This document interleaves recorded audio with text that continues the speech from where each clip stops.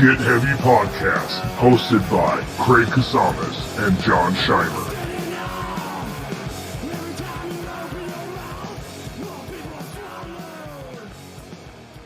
What's going on, guys? Welcome to Get Heavy Podcast. Today we have a really cool guest, one of my old friends, David Pouliot. I'm not sure if I pronounced that right. I'll have to ask him. It's been a long time. He is in, when we met, he was in a band called Bleeding Kansas. We used to play shows back in the day. On the episode with my buddy Mike Wetzel, he was the bass player for that band. Daniel went on to be in 1,000 other bands. Horse the Band, Ancestors, probably is the most notable, Silver Snakes, and many, many others since then. It was really great to chat with him, really great to catch up with him. And I fucking love this man. He's the nicest man in Doom. It's hands down. For those of you who kind of are noticing, John Scheimer has decided to step down from the podcast. No hard feelings, no weird shit between us. With him opening in the restaurant recently and life getting back to normal, possibilities of going on tour, he finally just decided that it's something that he can't really be here every week for, especially if he's going to be leaving town and stuff like that. So I'm going to be running the shit by myself, man. This is my passion. This is my project. It's my thing. I love having John on. He's one of my best friends in the world. I love him to death. But if you don't feel like you can commit and be around, then it is what it is. You know what I mean? This is how it goes. I'm still going to be doing episodes with guests, probably some stuff on my own, putting more content out on my own, seeing how that goes. Please bear with us here. Nothing's really going to change. Still talking to cool musicians, still talking about DIY ethics and how to use those in real life, politics, music, parenting, whatever it is. So I appreciate everyone that's joined on and watched us both for this last whole year, or listened to us. It's been really, really, really, really awesome to get the feedback that we have and the love that we've been getting. This is something that I really, really enjoy doing, and Scheimer he just doesn't have much time to put into it. So rather than, being dead weight, he'd rather just send it off on its own. So I love you, John, and I'm sure he'll be on probably in the next episode or so, and we'll kind of talk about it and see what's going on. But from now on, it's just me. If you guys are tired of my shit, too bad, because it's just going to be me now. Having said that, we have the patreon.com for all these episodes come out early. On that, probably Wednesdays, Tuesdays, and Wednesdays, a video comes out, and then there's always bonus content. We do tour stories that are exclusive to Patreon, so if you want to hear some uncensored, wild fucking tour stories from a lot of these musicians, you're going to go on there. $1 a month gets you in the door. The higher tiers get higher stuff. We got a lot of cool guests lined up. It's been really easy for me to line up guests since it's just me now. So I got about 4 or 5 weeks worth of guests lined up already. Some pretty cool people. And so check out patreon.com/GetHeavyPodcast. Also the masks, Big Cartel, getheavy.bigcartel.com. We're starting to we're going to be getting rid of these bad boys here. So I dropped them down to $5. I want to get rid of them. Go ahead and check that out. GetHeavyPodcast.bigcartel.com. $5 plus shipping. Hopefully Corona's over soon so we can do that. Also, I know you hear this on every podcast, but please rate, subscribe, listen, put us in your notifications in Instagram. If you folloll our Instagram, it's there. I curate a lot of wild fucking TikTok stories, so you can check that out. Get Heavy Podcast on Instagram, Get Heavy Podcast on Facebook. Get Heavy Podcast on YouTube. Hit that subscribe button. All right. Having said that, enjoy the episode. So can you hear me okay? Perfect. Awesome. Great. Beautiful. I love to see your face, dude.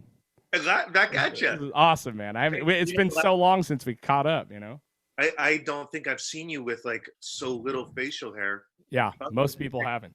But yeah. Running through old memories, I have a friend who I work with that's from very close. It's Hesperia, which is right next to Victorville. Oh yeah. And dude, I played at a Warehouse Music in Victorville. He's like, wait, right. What? Yeah, and I don't know why. That's just like a fucking standout memory because it's like, who the fuck would go play Victorville? Right. What? Yeah. What were we thinking? That's, I think dude, that was Mike Wetzel that booked that, but I was like, it was great. It was fun. I actually had Mike on a couple weeks ago. We talked. Awesome. And we talked about that show because that was one of the first shows. I think it was, I don't know if it was Collapse or Drones or something. It was one of our old bands, one of my old bands. I'm not even sure which one, but it was like one of our first real out of town gigs. You know what I mean? And you guys just like let us follow you out there and jump on the show. And, we kind of talked about it a little bit, but, we obviously there's no money at all. You guys shared your merch money with us, like to get us home for gas. It was like so fucking cool. And then after that point, remember, it was on, dude. Kung Fu Corner, the fucking, we were playing tons of shows together. I can't remember which band it was back then. I feel like that was Collapse. It might have been, yeah. Because it became Drones after that. And I think I got some sort of a cool black shirt with red ink that had like a satellite on it. Right, yeah. My boy came down the stairs wearing it the other day. I was like, hey, where'd you find that? I've happened to keep like at least one shirt from most bands I've ever been in. You know what I mean? Yeah. And now my boy's like getting to the age where he's starting to fit stuff, and he'll come down in like an Ox vs. Thunderbird shirt or a Drone shirt or a fucking whatever, and you're like, that is weird, man. What a fucking world, dude. I can't even imagine. It's wild, man. Well, dude, how's the night shifts treating you? You're working full night shifts now? Yeah, so I work 4 10s, which is awesome because I have like basically 3.5 days off every week. Right. The night shift, I kind of had to like move stores, and it was just like this first opportunity. It's at a really mellow spot. I feel like because of all the touring I've done and the night drives and fucking, smoking tons of weed and just like plowing through kind of set me up. So I'm like, I have a decent time when I'm there. The job itself is really cool. I get paid pretty well, got good benefits. Yeah. But it fluctuates week by week because my partner has the same days off. So when I'm getting home on Wednesday morning to like start my weekend, she's just waking up. So I'm like I should go to bed, but I never do. I start drinking early in the morning because now when I get home, it's like 8:30 in the morning. Right. I'm like, oh, it's, this is the equivalent of like my evening time. So I'm going to have a couple of beers before I go to bed, which is normally fine. But then there's days where I'm like 3 or 4 deep and just fucking going to town. So I get home on Wednesday and I just start drinking. And then by Wednesday evening, I'm just like blacked out when we're trying to hang out. So it goes about half and half. Sometimes I'm like pretty good about it and I could take naps, but that kind of like throws my whole eating schedule, my sleeping schedule. Oh yeah. And, it fucks you, dude. It really fucks your whole life up. I used to do it in construction, on the freeways at night and shit. And we'd have to do, I'd do days, I'd work the day and then come in for a night shift and do it like a 24-hour shift straight. You know what I mean? What? Yeah. And it fucks you up so bad. Like when you can get on like a regular scheduled night shift, it's a little more manageable, but you're right. I got to the point where I'd get home at 7:30 in the morning, can unwind. I've just been screaming at people on the fucking freeway all night, and then I have to have a few beers, you know what I mean? And I don't fall asleep till 12 or whatever, 11 or 12. And then it just fucks your whole deal up, dude. It's crazy to get used to, but some guys like it. I do really enjoy. Yeah. I work with a couple guys that are like fucking freight team for life. And I'm like, damn, dude, they've just been doing it a while, but yeah, I do love kind of, there's never any traffic. I don't have to deal with any customers. I'm like around very few people. I got my Bluetooth speakers, so I pretty much just make playlists and listen to podcasts and just kind of do my own thing. It's like pretty simple work. So I really enjoy kind of like, I don't mind sleeping during the day, and I'm happy to like deal with less fucking people. It's right, especially during COVID, right? What are you missing anyway right now? Exactly. It's lowered my stress level pretty substantially. So I feel like I do really like it, but the sleeping thing has still I haven't dialed it in yet. I've only been doing it for about 2.5 months now. Yeah, it takes a while to get used to, man. I never had to work long stretches at night. My stuff was more like, just these massive we would do these 55-hour closures where we'd close a whole entire freeway and fucking rebuild it in a weekend. You know what I mean? Dang. It was just chaos. You know what I mean? But you're done for the rest of the week. You're screwed, because you're out of whack and you're all fucked up. But when did you make the move to Portland, dude? It was when me and my ex, we had just got married, and we moved up here together about, God, I guess it's been almost 4 years now. I think it's been 3.5, 4 years. Mm-hmm. And we got. How do you like it? I mean, I love it. I love it. You still do? Yeah, we moved up here together, and then shortly after we got a divorce, and I was slightly contemplating moving back. My parents were immediately like, "Oh, cool, you're coming back," like because I pretty close to my parents. Yeah, I remember. Yeah. And then I told my mom, I was like, "Mom, I'm not coming back. I'm gonna figure it out. I'm gonna get my own place." Mm-hmm. And yeah, dude, I love it. It's compared to LA, I've traveled quite a bit, and if I was able to, I'd move to like somewhere in Scandinavia. I'd move to like, Sure. Denmark or Holland or somewhere like that. That would be my ultimate goal. But compared to LA, it's just less crowded, less traffic, less selfish people. Mm-hmm. Just drugs are legal. All drugs are legal. Yeah, pretty much. Not as easy to get drugs, coincidentally. Yeah. Do you get an Antifa card like just for moving there, or do you have to apply? Yeah, it's actually like when you register your car every 2 years. You mark it on the thing, like you're an organ donor and a member of Antifa. A little black sticker, it's not a red sticker. Yeah, exactly. And dude, it's just like it's more mellow. I feel more comfortable. Back in LA, I was smoking so much weed just to like deal with the traffic. I commuted so much and spent so much time in my car, which I technically don't mind, but just when you're moving so slow and there's a difference. An hour and a half driving in your car is fine if you're making miles, but an hour and a half driving your car for 15 miles, you're like, I'm gonna kill something, dude. This is fucked, Trying to go from Burbank to like Chain Reaction, right, yeah, good luck. Or Coos and Santa Ana. Like there was just so many places that I was like, I was playing in 5 bands.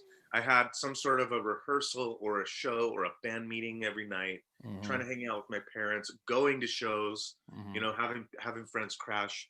It was just like a non-stop thing. So I just kind of wore myself out a little bit. And up here is like, I feel a little more comfortable. I feel like a little bit more like I could be myself.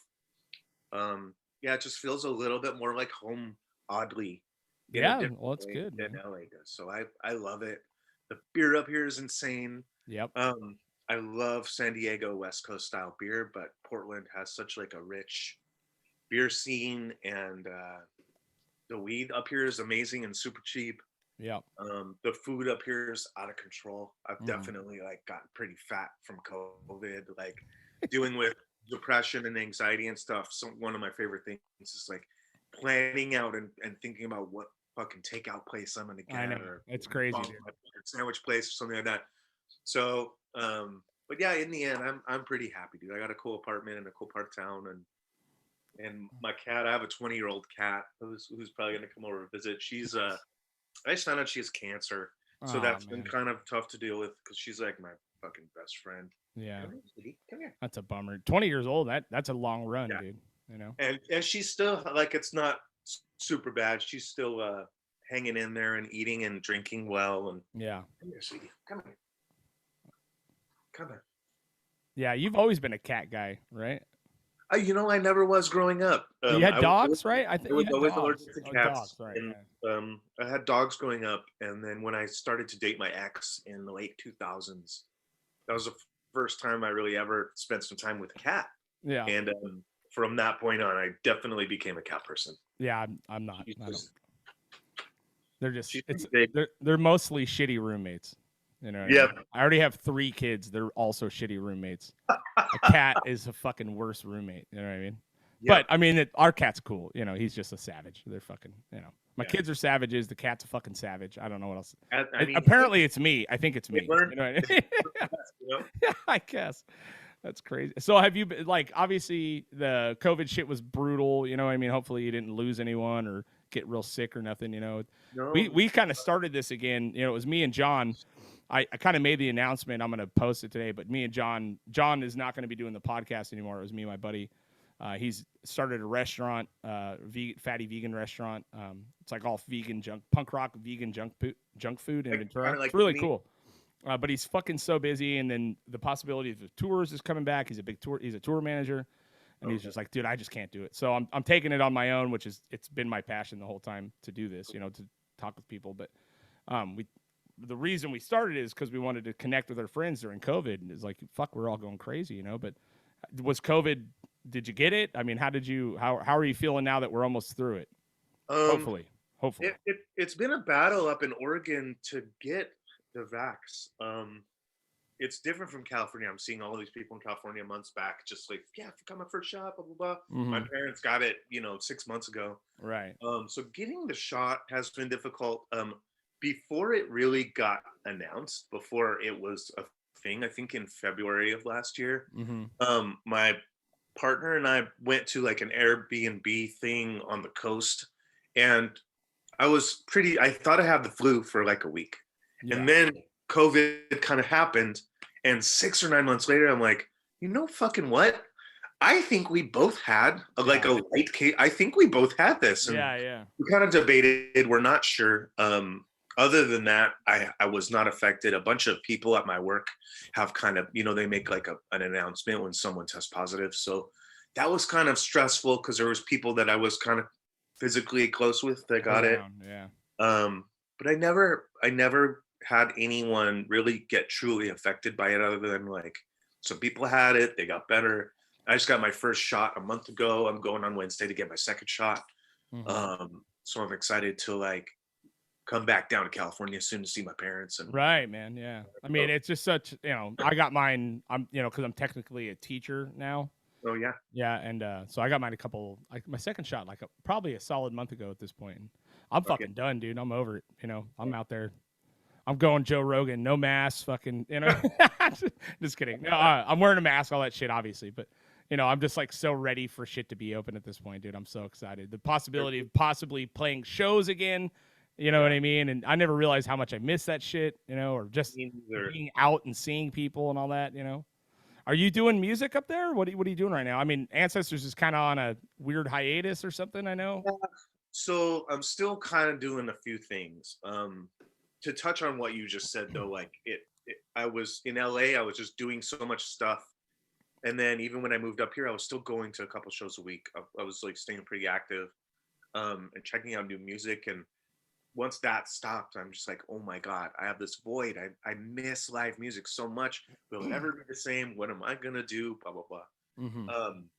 And so that's been rough. But I have been kind of like slightly active with music. I've been writing stuff on my own for the first time in probably like 10 years. So I've just been like kind of working on demos and stuff, kind of tracking everything myself. I do play in a band called Cetacean. That's kind of like Neurosis meets Opeth meets like I was listening to it today, dude. It's fucking pretty good, man. It's spacey, trippy, heavy, the whole deal. You got all the bases. I've always said you're the nicest man in Doom. That might be debatable, but I'll take that. I mean, I'd like to meet someone else that's the nicer man. Having said that, like all of the fucking people in this band are the sweetest, most gentle, and fucking awesome dudes ever. They're all very different personality-wise, but everybody, like one dude works. What school does he work for? He does like astronomer, kind of like NASA shit. He's just like a fucking genius and doing all this stuff. They're all just very talented. That's cool. Well, let's roll it back. Nicest drummer in Doom. How's that? Okay. I'll give you that. I'll give you that. Yeah, there you go. So basically, they've written an entire album, and I've tracked some stuff. Probably in the next few months, they're gonna come up here. We're gonna rehearse and like get some of the songs dialed in, and then hopefully, late this year, early next year, we'll go. Do you know Gabe? He recorded all the Ancestor stuff. He worked with Ken Andrews from Failure for a while. Is that the guy that I went and did the vocals with? He was on the Ancestors record. I don't know. Yes, same guy. Like, right? Not too far from Ventura. It's like Woodland Hills area. Yeah, I think that was. So yeah, that's kind of the plan. Is they're gonna come up here and we're gonna just rehearse these songs. Every fucking song has 30 parts, 40 parts. They're all very complex. It's so hard from a drummer standpoint. And then there's all like, and the third time we do this, then like, don't forget, like you got to do a little fast stop, and then we come in and then we add, like, God damn it, you guys, I can't even make a note with like, a cheat sheet. Right. So I'm doing that. Really looking forward to that. The new songs are ridiculous. Horse the band. Let's see, when was the last time we toured? We did a little tour. I guess it's probably been almost about 2 years now. I think it was Christmas 2019. Damn. And about 4 years ago, we recorded with Gabe. I tracked some drums, and that finally came out like a few months ago. Wow, so, really? Where's the band? Nathan, the singer, is having his second kid. Jeremiah, the bass player, has a kid now. Eric is living in Berlin. He's a keyboard player. He's about to have a kid. So I don't know what the future's really gonna hold. Yeah. I know we just came out with the CP. We finally did like something on vinyl, which is cool. The last tour we did was really fucking fun. There's not really. I remember when that band formed, dude, and like, you know, it was kind of in those days when we were all hanging out, and I was like, this is wild ass music, dude. And then for it to blow up as big as it did, I was like, this is even weirder. Like, I mean, you know, what it was, Nintendo hardcore at the beginning, right? I don't know what it sounds like anymore, but it was fucking wild ass music, dude. Yeah, and it still kind of is, and it still blows my mind. Like, you know, when we don't do stuff for a couple of years and come back, I always have the thought of like, oh man, like what are the shows gonna be like? What's it gonna be like? And I'm always fucking blown away. Like, that's amazing, man. We hadn't played in I think 2 full years a few years back, and we did like a 2-week East Coast tour. Every single fucking show was sold out. That's amazing. And, like we kind of fly under the radar because it's funny when people hear that, they're like, oh, the number one response is, "Hi, you still listen to you guys in high school? How funny! Oh, you guys are still a band." I'm like, yeah, all right, okay, yeah. But on the other side, it's like people that do know us, because it's such a weird thing. No one else would bother fucking playing stupid music like that. Right? Yeah, it's very unique. It's unique, dude. I mean, and the people that love it, like, fucking love it. They're just like, we have established like pretty diehard fans that really make it worth it, and fucking that's a lot of fun. So I don't know what's going on with Horse. Cetacean's probably gonna do some stuff. I mentioned to you Dave Hall's living up here. Oh yeah. So, which is so funny. That's a whole nother story. So I mean, I have you met the plethora of Ventura people yet? Like Dave, Mike Carter, Tony Lopez, any of these guys yet? That no, I know Mike Carter from back in the day. But I think they had some sort of a falling out. I don't think that's a huge surprise. I don't think they're very close. So no, I don't ever. You know, it's weird. In LA, maybe it's just because I was there forever. I'd see people everywhere. I fucking right. Up here, it's like I don't see as many people as often, especially from COVID. So no, I haven't really come across a lot of Ventura people. But me and Dave, even through COVID, we still try to meet up like every couple of weeks just to catch up. That's cool, man. Yeah. So we started. He's turned into a much sweeter human. You know what I mean? Over the years, you know what I mean? He is, if I could say, a very gentle man as well. Yeah. No, he's changed a lot for sure. He's been sober, I think, for over 10 years. Right. Yeah, I think that was a big part of it, honestly. I mean, every time we went to a show, you know, he used to be Dave, I'm not afraid of Stitches Hall. Because every fucking time he was at a show, he'd get in a fight and then get beat up like every fucking time. You know what I mean? And just, you know, it was wild. You know what I mean? We even on tour, we did a tour with Glass and Ashes. He got in a fucking fist fight we have tattoos over it at this place called the Knockout in San Francisco. You know what I mean? It was like, and it was over some old ass Ventura beef. You know what I mean? It was like, oh my God, really? You know? I mean, and it was fine. You know, it couldn't be a more even fight. They were two of the scrawniest fucking humans I'd ever met in my entire life. And they just, you know, something was going on. They decided to go outside and handle it. You know what I mean? I'll tell you the story later, but it was a wild fucking. I can't wait to ask it about you. But you know, I like to see that he's, you know, in the little bit I talk to him now, I'm so happy that he seems happy. You know what I mean? Amy's she's a nice lady. You know what I mean? So and she's so sweet, and they're really good to gather and to each other, and he's very patient. She actually, you know, without divulging too much, she just has been dealing with a lot of crazy health stuff. Yeah. It was kind of a weird combination of the doctors kind of stupidly prescribing her drugs that counteract very extremely, but that she was being told like, oh no, this is fine, you could take this together, blah blah blah. And after a while, it seemed like her whole body was just kind of shutting down. So they've been dealing with some health stuff. She's definitely on the mend now. I think she went to some sort of like slightly holistic kind of naturopath doctors, and they got her all sorted out, and she's better. But for a while, I know they were dealing with some stuff, which was hard because, like you said, they're so sweet, and and they're both very, very great people, and so things are better. But I'm in this band, right? And one of my oldest friends from Philly, this guy named Matt, he was in that band Hot Cross, he was in Seisha, he was in Off Minor. Right. Every time any band of mine would go to Philly, we'd stay with him, we'd fucking hang out. He used to work at a bomb-ass brewery in Philly, so he'd hook it up with beer. This place called Tired Hands in Ardmore. It was so bomb. Super sweet guy. He moved to Ashland and then to Portland like maybe 4 or 5 years before I did. And he just, every couple of months, he'd be like, dude, Daniel, move up here. We've got to start a band. Like, you got to move up to Portland. And I'm like, yeah, okay, whatever. And then I finally move up here. And so I started a band with Matt. Dave's in the band. This guy, Alexander, do you remember the band Lick Golden Sky? Yeah. He's from, what part of Pennsylvania? God, I can't remember. Anyways, I also had stayed with him fucking in the early 2000s, like early Bleeding Kansas days. He's up here, so he's in this band. We got a guy from the Indiana scene. God, what was his band called? It wasn't Usurp Synapse or Ray Spannin, but it was one of those bands from that type of that he played in. So we have this band of like old dudes that used to be in all these kind of like screamo-y kind of bands.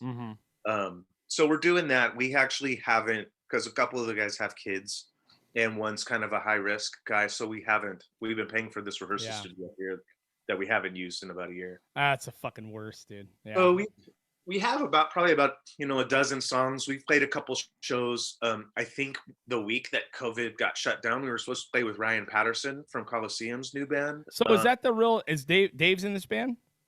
Yeah, so that's a real gnarly band. Like, it's real gnarly, like hardcore, right? Isn't that what it is? Or am I thinking of a wrong band that he was in? No, it probably was. Probably. When we started, it was a little more chaotic and a little bit harder. I think as time has gone on, we've kind of developed our own style. So a little bit more like AMRAP, noise rock. I would describe it as kind of like Jehu and Jesus Lizardy kind of stuff. Oh, okay, cool. With much more mid-tempo, much more angular and dissonant rather than like fast and brutal. Right, because the stuff is there a record out of stuff, a demo or something? No. Okay, so it must have not been the thing I heard. You might have heard some of the stuff Dave's been working on by himself. Maybe. He's been pretty active with he's gotten way into like synths. Yeah. He's a phase guy. He kind of reminds me of Mike Wetzel in that way, where like they get really into something and then like, okay, they're transition into this.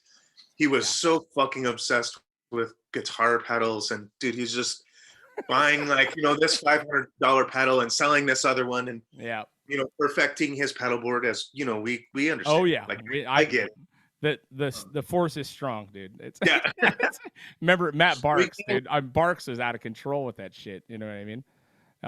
In Ancestors, he's like, I built a modular synthesizer. I'm like, I don't know what the fuck you just said to me. You know what I mean?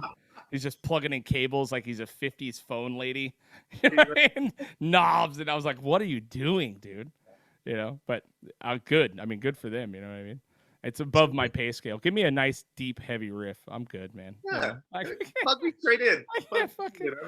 I like a couple pedals here and there, but it gets wild, dude. I mean, it gets. I mean, as if you talk to Dave about it and go through his history of purchases on fucking Reverb and whatever. Oh yeah, it gets out of hand. So he went from kind of that. He had some hearing issues actually. He had some pretty severe tinnitus that I think he's still dealing with. So he showed up like the Linkin Park guy with like this fucking like almost like you're like noise canceling ones. And he still has some issues. But I don't know if we're gonna be able to like play properly loud music anymore with him. Because of it. But he's gotten into like home recording and synths and stuff like that. So getting old's a motherfucker, ain't it? I mean, he's getting up there. Getting old. I mean, I can't hear shit anymore, dude. All years of being an Ox and the Wrath, and we had in Ox we had that pyramid of fucking amps, right? And it Yeah. was like shit with stereo, notes, no earplugs, and then running a bulldozer for fucking 10 years. You know what I mean? Yeah. Doesn't help. You know, and I can't hear anything anymore, dude. Like if I'm in a room of people talking, I can't hear who's saying what. You know what I mean? Like I can't tell the difference. It's my kids. Could be the neighbor. I fucking have no idea, you know? Yeah, for sure. It's just gnarly, dude. Yeah, sorry, to bring it back, I am doing, let's see, is there any other band? Yeah, Ancestors. That's a sad story. Yeah. Won't really get into it, but Jason and Justin don't really get along. Right. It was kind of years in the making, and the last European tour we did with, Caleb from the band Tweakbird. Yeah. Yeah. I He love Caleb. played bass with us on a tour, and he's so sweet, and it was a fantastic tour. We went out with that band Elder. I don't know if you're familiar with the Elder. Yeah. Which was kind of funny. Ancestors and Elder touring together, just the names. Yeah. But which actually Ancestors was called Elder before Ancestors, which is that not so? funny. It's ironic. Yeah. That's really weird. Yeah. So when we recorded this last record that we came out with, we spent a long time writing it, and we really flushed it out, and it was going to be like this big double album. Right. But the recording process was taking a long time, and we needed to get Gabe some money, and the guy from The Ocean runs that label Pelagic, and he really wanted to put it out, and he was like, dude, I can't wait, like let's just finish half of it and we'll put out one album. Right. Which we did. That's what we toured. That's kind of why we went to Europe, to kind of help promote that record. And so we have this whole second record, everything's fucking tracked, the songs are heavier, even better to me, like I love these songs, and I think we had like sporadic vocals done to it, if I'm not mistaken.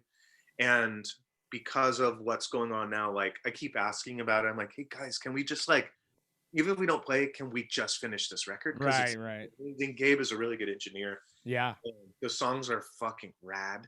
Yeah. And I just, because of the tension there, I just don't think that it's going to happen. Which it's too bad, man. I mean, I remember being so stoked when you got in. You know what I mean? Like, because it was these two worlds for me that, like, I've known Justin since we were 15 years old, and I've known you, since we were 17. And I remember them looking for a drummer and being like, dude, I know a guy. I know a fucking guy. You know what I mean? Like, and I was just so excited when it all actually worked out. You know what I mean? It's like fucking rad, because you're such a,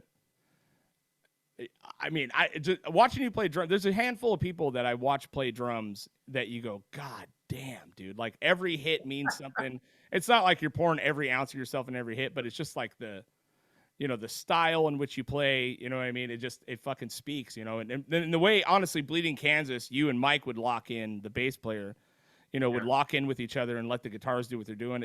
It was like on a whole nother level for me. You know what I mean? And I mean, I'm just so excited that it did work out, at least for the amount of time that it did. You know what I mean? Yeah, for sure. I do appreciate that. It's very nice of you to say. And yeah, everything is intentional.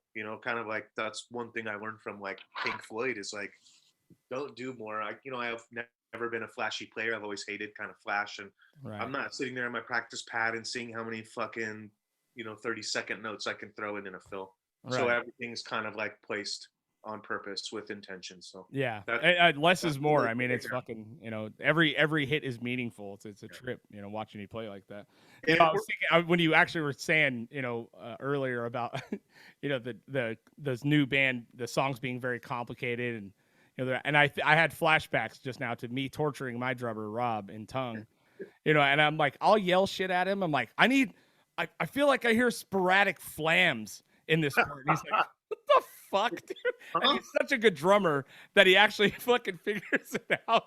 You know what I mean? But I'll literally be yelling shit at him while we're playing, like, do it with no cymbals. You know what I mean? It's like, what? Like, and just like the way my mind works, it makes total sense, but then to have this fucking poor guy try to figure out what the fuck I'm talking about, you know what I mean? It's like, I feel like drummers are a tortured fucking musician all the time, because a guitar player has no fucking clue. I mean, unless you're a really good drummer, you know what I mean? It's just so funny, man. You get tortured with like, I mean, the titles of our songs are often, until we actually title them, are the descriptions of the drums that I had for Rob to try to play. You know what I mean? Like, was there a song called Sporadic Flams? Yeah, literally. There's a new one called Sporadic Flams. I think we just We just named it the other day, but yeah, like just it. or like if I want him to repeat a riff, I'll yell "Hold the line" at him. You know what I mean? We just name like our song titles are out of control until there's actual song titles. You know what I mean? And it's oftentimes just me torturing Rob, like just trying to And he's such a good drummer. He works at DW. You know what I mean? He went through MI. He's a fucking incredible drummer, dude. Okay. And but yeah, he looks at me. He's like, "What the fuck, man?" Yeah, it's fucking crazy, But yeah, drummers are always the most tortured people, I think, in any band. You know what I mean? Yeah. Especially if the drummer's not writing the material, For sure. Yeah, and like you said, the guitar player or whoever else, like they don't really understand the like technicality of the drums. Not at all. But that could provide like really cool, original, weird ideas. So yeah, when I first joined Horse the band, a couple of the guys were writing songs basically in MIDI, and they were writing these drum parts by programming MIDI. And I'd have to tell them, I'm like, hey, I can kind of do like this version of it, but what you made up is technically impossible with 2 arms and 2 legs. Like this can't be done like this, no matter what. Well, what's your version? And then like you have someone that doesn't know what they're talking about, really. Yep. But they're very opinionated, but they do have a clear picture of kind of what they want. Like you said, you know what you want. So that was kind of difficult, but like once I was able to mentally translate what the fuck they're meaning or what they're talking about, I'm like, oh, they just want something so weird that defies all logic in my mind of what a drummer would normally do. Right, Especially having gone to MI myself and played in tons of different bands. Like I have a pretty good instinct of, what is tasteful. What fits the riff here, Exactly. Yeah, exactly. So that kind of forced me to kind of rethink and do some wacky shit that I would have never done, that it ended up being, pretty cool. Yeah, I mean, if you can do it with, I've always been, I have an idea in a certain part, some very, very rarely where I'm like, no, it literally has to be this. Yeah. But whatever, I've always approached it as, first of all, I'm the worst player in my band. Always. I want to be the worst fucking musician. I want to surround myself with people that are much more talented than me. It's just how I am. And I'm also yelling, so I got an excuse to not be such a great musician because I'm screaming the whole time while I'm doing it. But it's always what serves the riff. Like what fits better. Like we can try it 1,000 different ways, and everyone knows when you play it that one way, you're like, that's it right there. And that's where the ego stops, because I could be absolutely fucking wrong about what I thought I heard, and everyone, we play it this one way that everyone, and then that it wins. That's what wins. You know what I mean? Because that's what the song needed. Whether I can't explain myself or not, but when you got it, when you're in a band with its, an arrogant moron, you know what I mean? Then now it's fucking hard. You know what I mean? Because you're trying to make your own case, and then I've never been in a band with anyone like that because I couldn't. I literally couldn't. Like, I don't think I could last. You know what I mean? I think as we get older too, that kind of falls by the wayside. As you were talking about Dave being fucking crazy when he's young, and we just get older. Like, you realize your opinion doesn't fucking mean shit. I know, and that you're a worthless blip in like time and space. And so I think something about that kind of shapes your hard-headedness and fucking how cocky you are, or like how opinionated you are about like how a song should go, or and I've been playing since I was young, so I've never really been in a band with someone who's too much like that. Yet I can see that we all kind of had that a little bit when we were young. We just felt so strongly about it, and we were so influenced by the shows we had seen and the records we were listening to, and so we kind of were trying to do our own thing within that realm, and you just kind of get some of those ideas where you're like, no, like fuck that, like let's do it like this, let's never repeat any section, and let's do each thing like 3 or 5 times only. Never 2 or 4, and it's like you don't want to repeat. And I get it, like that's cool too, but at some point you kind of can step back and see the bigger picture. It's of yourself and what you think, and you're like, you just kind of let go. The ego of opinion is wild, dude. I mean, it's what split this country in half right now. You know what I mean? It's like, people being so fucking assuming that their opinion is so valuable that they need to not talk to members of their family anymore if they disagree. You know, all that shit. It's like you would assume a lot of people would grow out of it, but apparently they fucking don't. You know what I mean? Like it seems to be getting worse. And not only that, like us as young kids, the audacity for us to start a band, to write music, to want to actually pursue that career. You know what I mean? Like that's a fucking wild endeavor for anybody. You know what I mean? Like, you know, it's as dumb as my kids telling me, "Oh, I want to be a YouTuber." I'm like, whatever, you know. But now I realize, like, you know, I never dismissed them for it. But you know, when you hear those words, like, I want to be a TikTok star, and you're like, what the fuck, dude? Like, why? You know, it's the same thing as me telling my mom, like, yeah, I want to be in a fucking touring heavy metal band. Yeah, I want to be in a like, okay, kid, good job, good luck. You know, out of my back, you know, and luckily my mom supported it, and you know what I mean? It was all good, you know, and that's my job as a parent, to support my kids' dumb fucking decisions that, well, as long as they don't harm anybody, you know? Yeah, absolutely. And now we're in the time where, dude, you told me 10, 15 years ago people would be making money being a YouTube personality. Yeah. People were making money streaming video games. People were making money doing fucking choreographed dances. Like, yeah, it still kind of is weird for my heart to accept. It's insane. But it is the reality. Like, you, at some point, like I said earlier, you got to let go and you got to see it for what it is. And there is like, it's such a fucking thing where, yeah, dude, there's tons of young kids that are fucking millionaires because they stream WoW or they stream Call of Duty, or they don't even actually stream. They're watching someone else stream and they're just talking about it. Right. Yeah. It's dude. Crazy. That's all crazy to me. Like, but then again, like, who's to say what it scares the shit out of me? Because then I'm like, what's it going to be in 5 or 10 years from now?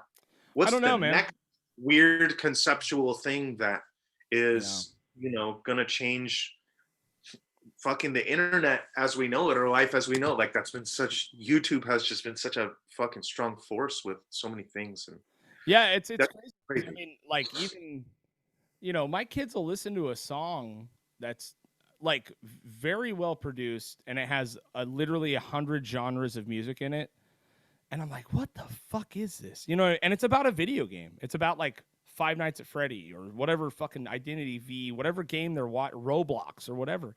And this is a song with a video about it. And you look at it and it's got 1 billion views. And you're like, oh, okay. So, and then not only that, when you look at it, it's a group. It's like a handful of guys that are doing these songs. And they probably have more fucking downloads than the Beatles. Yep. You know what I mean? On these YouTube videos and shit. And you're like, okay, well, genres are dead. I mean, genres of music are gone. This is fucking it. You know what I mean? Like, it's just, you know, and I try to keep a real open mind because, you know, it's not my world anymore, man. Like, my world now is to make sure that my kids shepherd into something that's fucking livable at this point.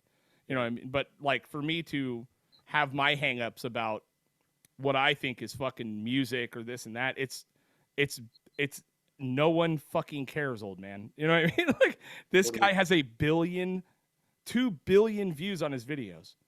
So someone's doing something right, and it's not you, dickhead. You know what I mean? Like, you're just like, and so I've had to, like, all that shit, you know, that I used to previously assume, you know, being a staunch record store employee, very serious fucking opinions about music, and still also fuck Morrissey. But, you know, like, I just, a lot of it's gone out the window except for that one. You know what I mean?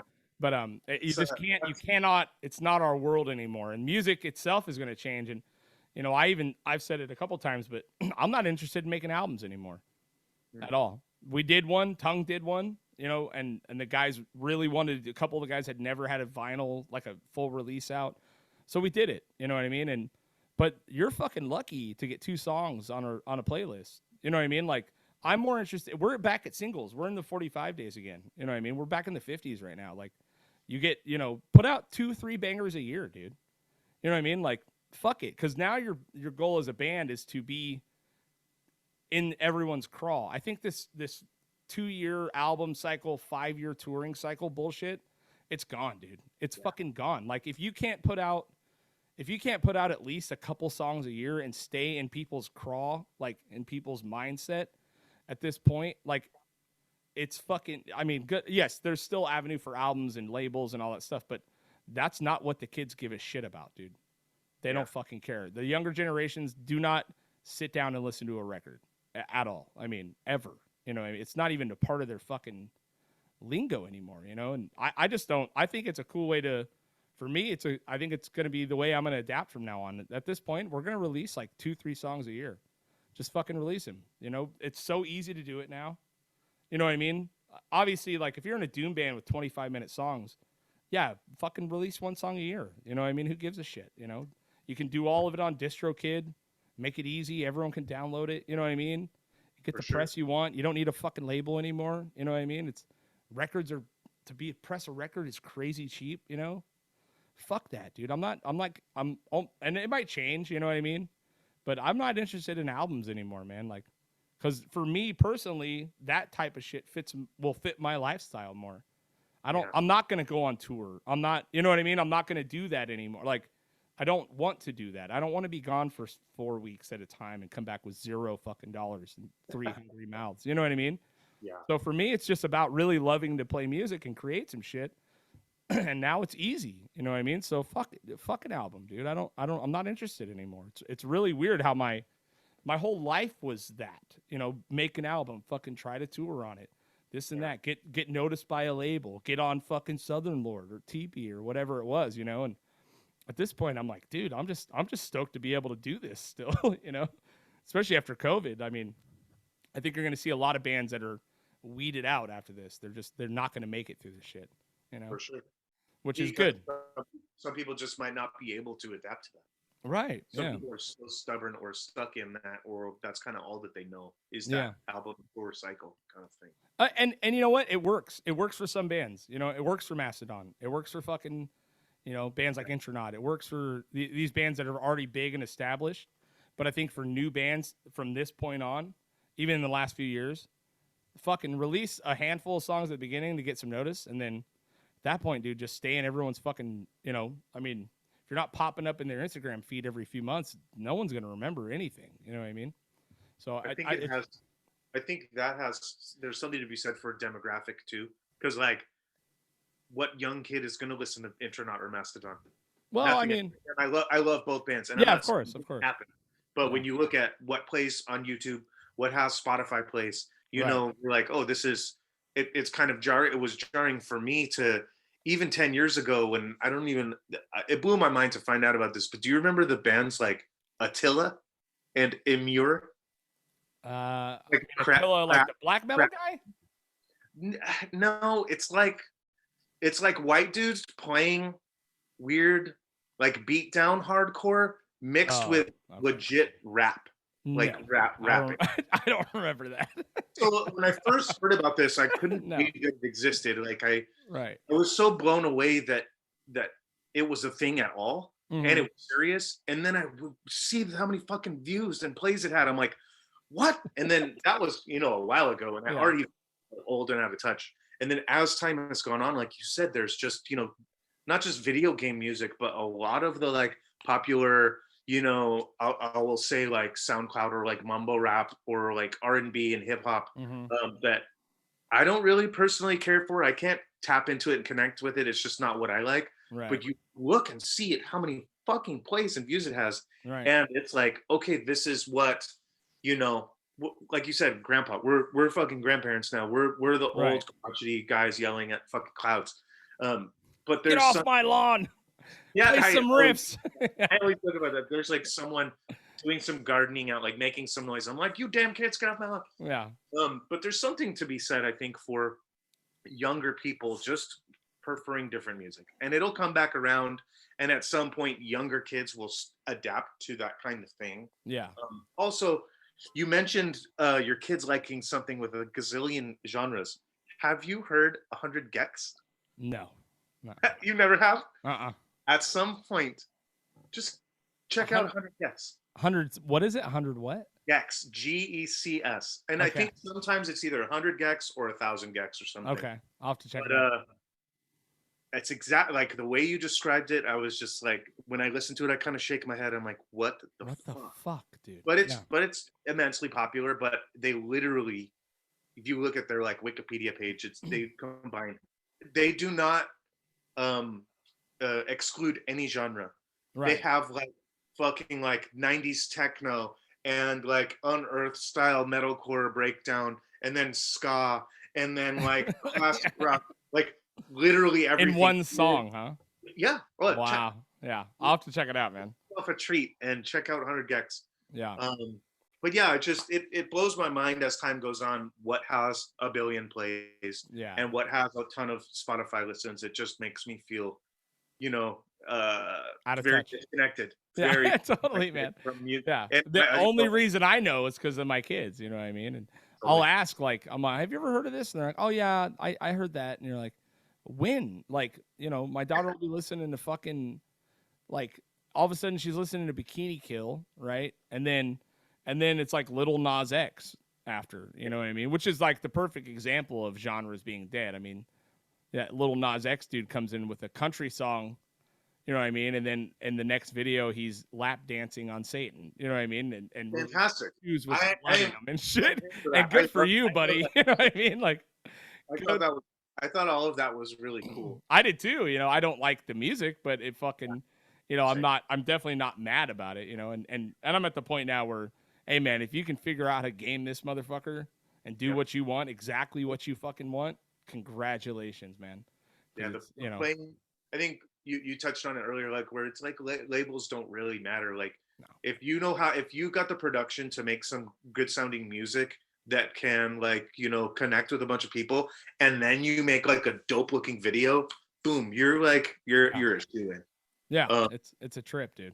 It's weird for me having like grew up in music and playing music my whole life. I consider myself a musician. I studied music, went to school for music, have a bachelor's degree in music, blah blah blah, playing all these bands, and then I look at what's going on in music, and I'm like, holy fuck, like. Am I even a musician anymore? Like, yeah, exactly. Like what? Yeah.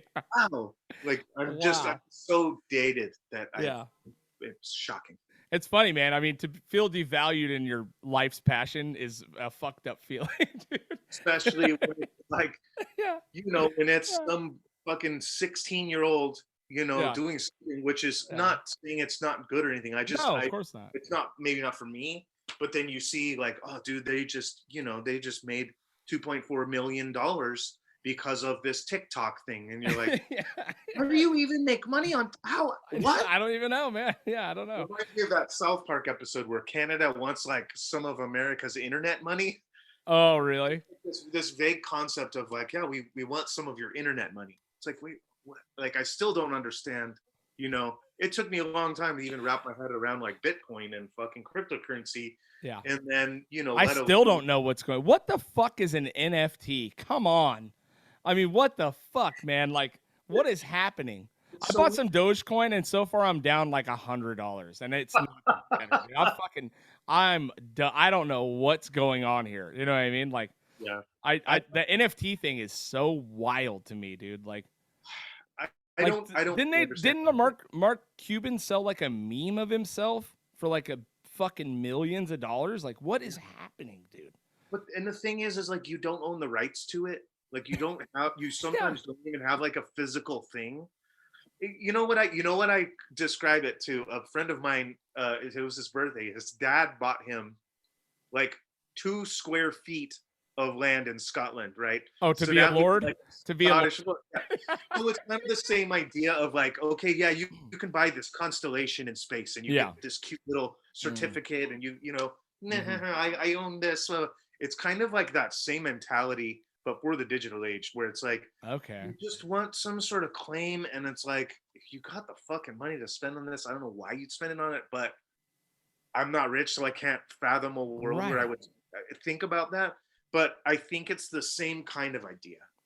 Like, it's fucking, dude. I'm, so like I had Bitcoin a long time ago, made some money on it, all this shit, right? You know what I mean? It's like I followed the Dogecoin, I followed the GME, the GameStop shit, made a little bit of money on that. I was way too late to the game, you know what I mean?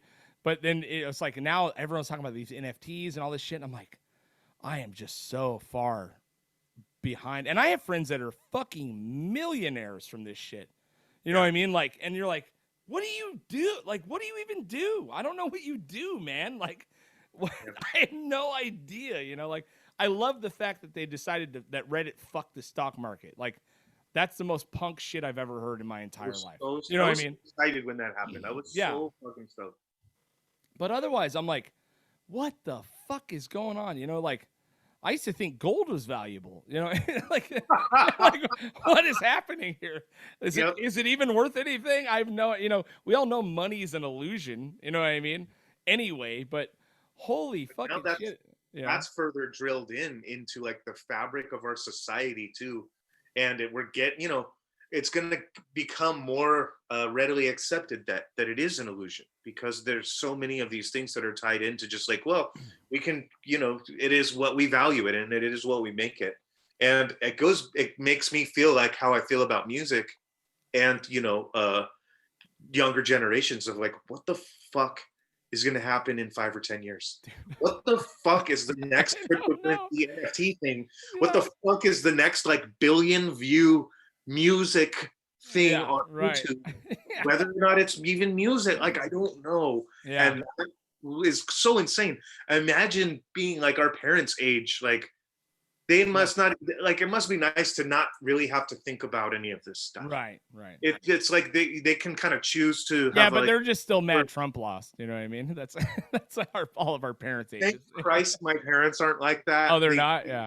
My dad used to be, and my mom kind of tagged along. And I think in the last couple of years of his presidency, like he's like, this guy's out of his fucking mind. Back. I just started talking to my dad. It's been he fucking disowned me the day Trump lost because I made fun of him. You know what I mean? And then literally last week we just started talking again. I was like, oh my God, man. I was like, hey man, I'm sorry you just got into politics and you're surprised by how this country is. But maybe you should have woke up 30 fucking years ago and started paying attention to what was going on. You know what I mean? It's not all their fault, but motherfucker, man, like none of this is a surprise to me. You know what I mean? Like, dude, the wild thing is like so many of like what we grew up with as like crust punk ideals and punk rock ideals. Now it's kind of cool in the way that's like any rational person. Like this is the end that you come to in like your thought process of like, okay, yeah, everything that was kind of radical is now like kind of, it all makes sense to like me.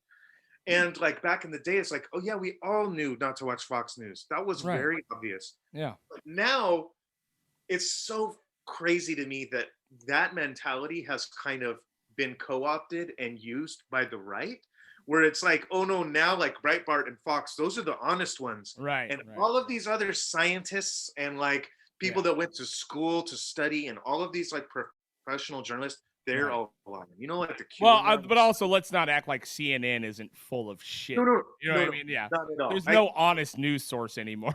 Vice, maybe. Maybe. I would say Democracy Now! Is like maybe, pretty close. Reuters is pretty on it. You know what I mean? But corporate news is really, it's not just Fox. It's corporate news that are run by these super duper duper rich dudes that own, a huge percentage of the media. But it's crazy to me to think like now the very far right, the people who are like brainwashed, it's so fucking cliche to say, but like brainwashed sheep. Now they're saying like, oh, you guys are fucking brainwashed. You guys need to wake up. And you don't know, Trump is, a disciple of Jesus, and he's gonna open up the deep state, and he's gonna clear out all these people that are fucking molesting children and drinking blood, and it's like, holy like, wait, what? And they're using that kind of like how we felt back then about like what was, fair and just and pretty legit. Now it's like spun around in a way that it's just. Everyone talks about the deep state and everything's by design and all that shit, and it's like the only thing I think that's consistently by design is to keep us divided. That's it. You know what I mean? Like I don't think it's intentional, but I do think it's it is. If you keep this country fucking fighting, you know what I mean? This is what will happen. You know what I mean? Like. You will, and I honestly, man, I think we're at the end of capitalism. To be honest, like I think we're literally at the tail end of how far capitalism goes before it turns back into communism somehow. Like, I don't know what's going on. I mean, somewhere between. I think, like you said, that the one of the consistents is keeping us divided and keeping us fighting. because there's another part of that to me where as you can see, the wealth gap is becoming so insane.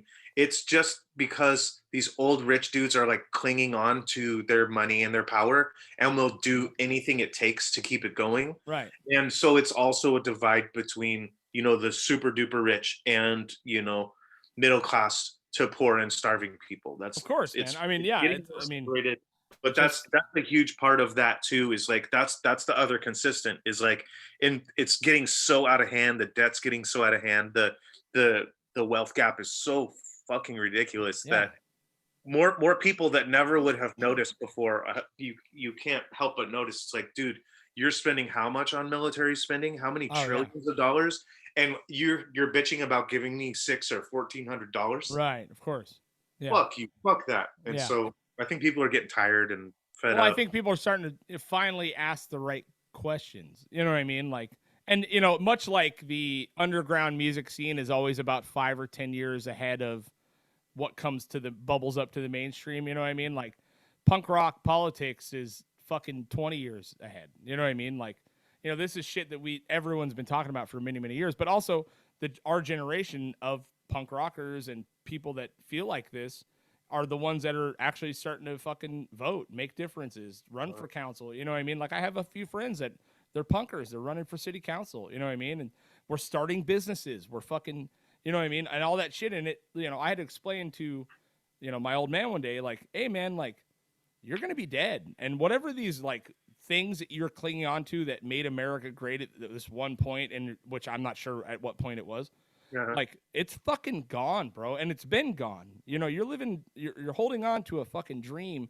You got 2 fingers on the ledge, and like one of them's about to fucking slip off. You know what I mean? Like, and I love, I love people. I don't want anyone to suffer, but you can't tell me that, the fact that Jeff Bezos has more money, and he has so much money, he could literally save the world. And you're going to tell me that, like, oh, well, this is capitalism. You know what I mean? It's like, well, dude, I mean, it's a free market. Yeah. I mean, but I think we're at the end. We're at the fucking, 20 years, maybe more of this shit. And then it's going to have to go somewhere. You know what I mean? And I don't know. I mean, aliens. This is what we need. Aliens. We need the goddamn aliens, dude. This is exactly what we need. We need these fools to come down and be like, hey, you guys are actually kind of like pretty close to cows. Like, I don't know what it is. I'm hoping there's something coming on the horizon. As long as Biden doesn't start sniffing them, you know what I mean? We'll be fucking good. I think, he's all, but we need aliens. God damn it. I don't know. I had an interesting thought when you were, the Make America Great thing again. Mm-hmm. Make America Great Again thing is like, there's been so many things. John Oliver had a really, really dope segment about like, hey, what era are they talking about? And he kind of went, decade by decade, and was like, it just made me think just now, like, there never actually was a time when it was great. It was always an illusion. Right. There was a little bit more honesty prior to, weapons of mass destruction and technology. Right. There was a little bit more hope and a little bit more honesty and a little bit more transparency, because there was no other choice. Right. There's been so many things that politicians and rich people have done to kind of make it not transparent, to make it confusing. Oh yeah. Do all of these things. But I think the basis of what the idea I had was it actually wasn't ever great. There was never a time when this country was great. It started as a fucked up genocide.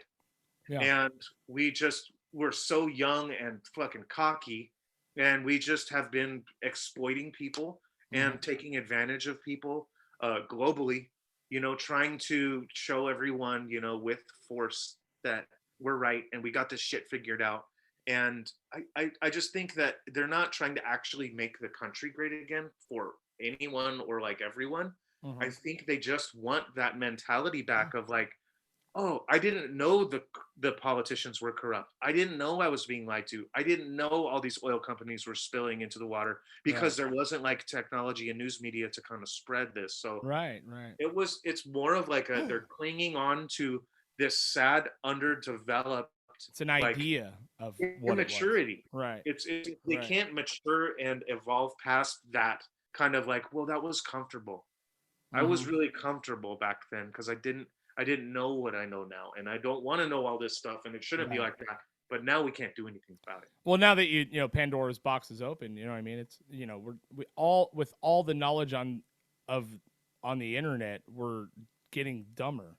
Yep. You know what I mean? Like, and that both sides, politically, everyone's fucking dumb. This cancel culture shit's stupid as much as the fucking alt-right bullshit is stupid. You know what I mean? Like, and you can't I think the only time, and it's fucking sad, the only time this place was probably, and I'm going to say this huge caveat of racism existed, all these things. But, when our country went to war in World War II and after, this whole place fucking got together to make shit happen. You know what I mean? You had, women working in factories and all this shit, you know what I mean? And all that stuff. And did it spawn a fucking generation of Cold Wars and, all this crazy shit? Yeah. I mean, it absolutely did. And obviously, the amount of racism back in the 40s and 50s was unfucking real, But when you really think about it, man, I mean, we have been consistently moving better. You know what I mean? It is, there are things that are being tackled. There's things that are, need to be addressed at this point, and they're finally being addressed.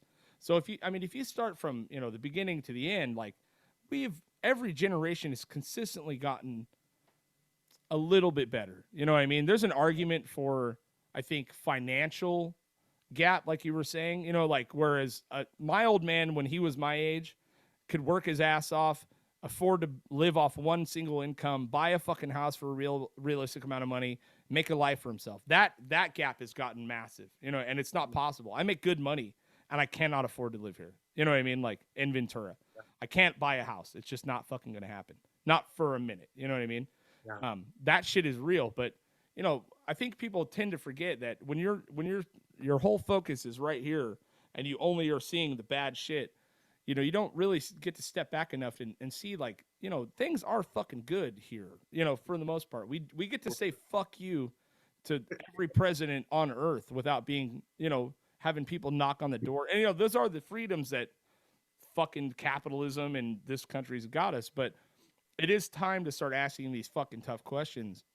Yeah. And it is time to start making people accountable for their shit. You know what I mean? And it's just what happens. You know what I mean? I think it's for them to not allow it is going to end in revolution. You know what I mean? But I just don't see how if you can't say, not you, but the proverbial people can't say that this place is a total piece of shit because you got the freedom to bitch.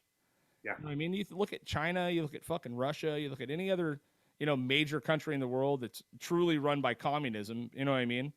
Like, good luck fucking saying anything bad. They're going to show up at your door. I mean, look at that fucking Chinese billionaire that disappeared. He was the guy that owned the Amazon of Asia. Alibaba? Don't know. I haven't read it. So this is the richest man in China. He's a billionaire, right? And it's because the Chinese government has let him. But he owned Alibaba, which is the China of Amazon. And that motherfucker said one weird thing about China, and he disappeared for 4 fucking solid months. Disappeared off the face of the earth. Came back, you know what I mean? Like, totally different human, dude. You know what I mean? Like, they put him in camps. You know what I mean? And this is one fucking guy. And this is a billionaire, like. Yeah. We have the freedom to absolutely bitch. And I love that. And I don't want to lose that, Yeah. And that's what scares me about some of the cancel culture shit is not being able to even have a conversation. You know what I mean? Because the ending of conversation, one side or the other, is what it's going to end this place, And I don't think the left realizes the far. And when I say that, I mean I'm talking the far left, the people that are absolutely unreasonable. You know what I mean? And also the far right, they can't fucking talk. But you can get a group together in anywhere in this country and probably find a few things that everyone agree on. You know what I mean? Whether you're Republican or Democrat. But the social media and all that shit. I mean, it just feeds into this shit. But. I do appreciate everything here, even and the fact that we can admit that it's a shit show and we're being fucking trampled on all day and they're just slowly chipping away at whatever freedoms you assumed you had. You know what I mean? Yeah, it's fucking true, But it's the Republicans doing it as much as it is the Democrats, And like you said, part of that is just keeping us divided. But the blessing in disguise is, we do have this ability Propaganda has a great lyric about it, but I love that band, dude. like we have the power to kind of like whine and bitch and scream till everyone has everything they need. Um, but this is the even talking about it, getting the separate sides to kind of just have like a neutral discussion. The fact that we can criticize it, these are all like the baby steps it takes, for change, for things to improve. And the weird thing about kind of taking a step back is change is not linear, it's not direct, it's not clear, it's not simple. Like we as humans, we want things to be nice and neat and compartmentalized. And it's slow moving, it's arduous, and we want it to be faster, but it's not direct, it's not a straight line, and it fluctuates, and it comes in different areas. And that's part of a tool that they are using to kind of keep it separated. Is just like it's easy to forget that. Oh yeah, man, it really like is. you're describing your kind of tunnel vision. It's so easy, even if you know it in your heart. Whereas like having some discussions, I would say we're extremely like-minded, but we could have, if someone was calm and could like convey concise talking points that is like on our polar opposite, like we could probably, like you said, find so many things that we fucking agree on. Like, 100%, dude. Fuck these rich people. Yeah. Fuck these corrupt politicians. Yep. Fuck these lying cops. Fuck, like, it's and the argument kind of gets diluted because people need it to be in this, like, well, it's either abolish or defund the police, or thin blue line. And there's room for kind of like to have this discussion of like, hey, here's really the issue is we need to fucking keep track. And if we're going to spend this much money on this stuff, do we want these kinds of weapons in our cities? Are these helping? Are these making it safer? And let's just get some accountability. Let's make it like any other profession where, people have X amount of years of training and there's sensitivity stuff going on, which is not happening. But I think it's just, it's part of the process, and it's like a little baby step to help us get there. Yeah, I mean, I totally agree. I mean, there's just so much room for real fucking conversation. I think it's, and I've said it 1,000 times, this is a massive ship, dude. It takes, they're making decisions now that are going to affect us 20 years from now. You know what I mean? And you're not going to see it. I mean, in order to step back and really look at how the fuck this present right now is going to affect your future, it's almost impossible. You know what I mean? And you just have to have that open mind, but it's just so, it can get, it can get as dark as you want it to, but to let fear and anger eat you alive to the point where you want to fucking not talk to people or deal with anyone on both sides it's they won, the proverbial they won, you know what I mean? I guess it's the algorithm. I don't even know what it is now. You know what I mean? Like, I think, I heard a really good quote. It was like, it was on the subject of the deep state, you know what I mean? And it was like, yeah, there is a deep state, but the deep state is bureaucracy. You know what I mean? And it's fucking red tape, and it's fucking endless conversations for nothing. And you know what I mean? Like, I don't think there's a cabal of humans. I mean, besides billionaires that get to do whatever they want, I think the deep state is just the amount of pure bureaucracy that this country and the government has created with these intertwined fucking things with with businesses and all that shit. They went business centric, like many years ago, but I think it's really just straight bureaucracy. And that translates into social media, that translates in everything. Just muddy the waters as much as you can, and then you can control your little population of fucking motherfuckers. It's I don't know, it can get dark, but to let it consume you, that's when you fucking lost the game. You know what I mean? And I try not to, because I really do want I want my kids to have a good fucking life. You know what I mean? I had a pretty good life. It was crazy and trauma and all kinds of good shit. And then also, how do you raise kids in a good household with no trauma and have them be fucking not entitled little shitheads? You know what I mean? Like, it's possible, obviously, but every interesting person I know is out of their fucking mind. You know what I mean? And was raised in chaos. Like, so I don't know. It's hard to say, but I mean, you just got to, if you can step back a little, if people could step back a little bit and just check themselves and check their fucking behavior, and I think you could be a lot better, and it's hard for me to imagine it wouldn't get better eventually, I don't know. It's weird. You gotta be hopeful. Gotta be hopeful, man. Are you hopeful for getting out of this shit? I mean, how's the vibe in Portland after all this? I mean, is everyone feeling like the same?